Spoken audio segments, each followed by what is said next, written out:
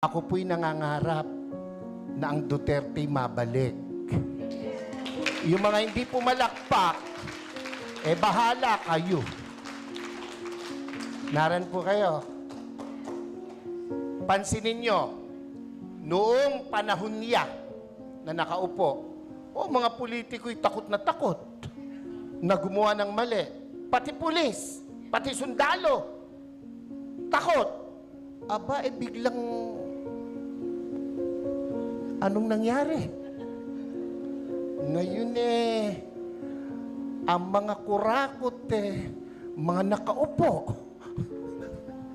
Naran po kayo? Ako, tayo may hindi pinanganak kahapon. Alam natin yan. Bakit ang isang obispo ay sumusuporta sa ganito? Aba, hindi masamang mangarap ng pag-unlad ng